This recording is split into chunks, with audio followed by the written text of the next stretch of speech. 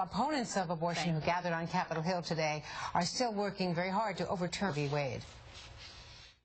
On this 40th anniversary of Roe v. Wade, we remember the 55 million babies who have been aborted. We must press on with hope that one day we will live in a country where each and every life, born and unborn, is respected, valued, and given the opportunity to pursue his or her dreams.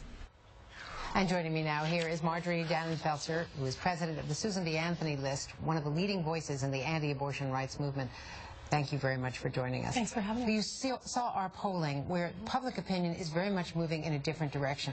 So what is the strategy, political strategy and legal strategy of your movement? Well, your poll is a snippet after the election, and it is a signpost in time. However, the trend line, and Gallup has shown this over many years, is that what they call pro-life is the new norm. These are Gallup numbers. And the Gallup numbers were from 2010, and it's when people are asked about being pro-life or anti-life. Well, it's a different terminology, and it's not as credible as our own polling in terms of the professional standards of polling. Well, first of all, I would say that the Gallup poll has been going on for years and years and years. It's a benchmark, and the trend has been more and more people, young people calling themselves pro-life over pro-choice, opposing more abortions than they support. The same is true of women, and the same is true of even the Sarah Weddington generation that she's speaking of.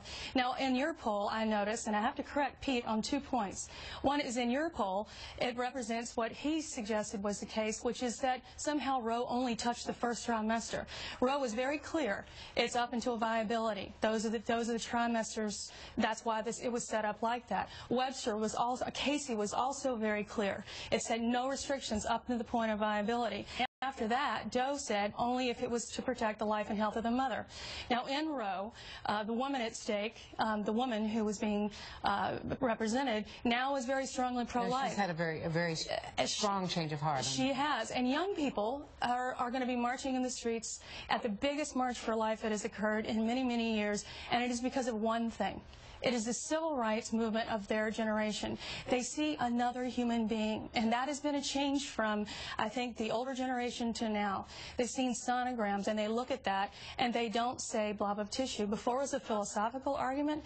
Now they're looking at another human being, saying there are two people to be thinking about here. How do we love and protect them both and bring them both into the world? And that is very attractive. That love is very attractive to young people, and they see that as very inspiring. Do you feel that the technology, which does show with sonograms and other new methods, you can see what the fetus looks like at a far earlier stage?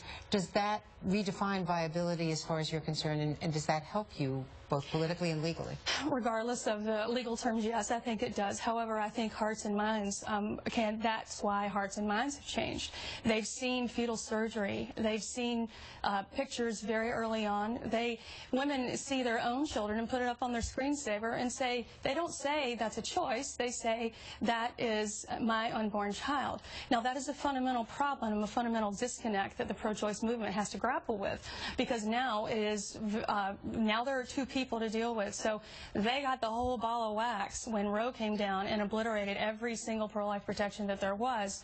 Now, to get to common ground, which is what we're arguing about on the state level and on the federal level, 60, 70, 80% of people are all for late trimester bans. They're all for parental notification. They're for stopping taxpayer funding of abortion, because why should we be culpable in something that we think is the taking of another human life? I don't think so. And that's actually the trend. That's what we've seen. Regardless of a bruising election that we just went through, that I think we're going to recover from, because we have leaders like we just saw stepping up to take the case. Well, we have to leave it there. Thank you very much. Thank you for having me. And we'll be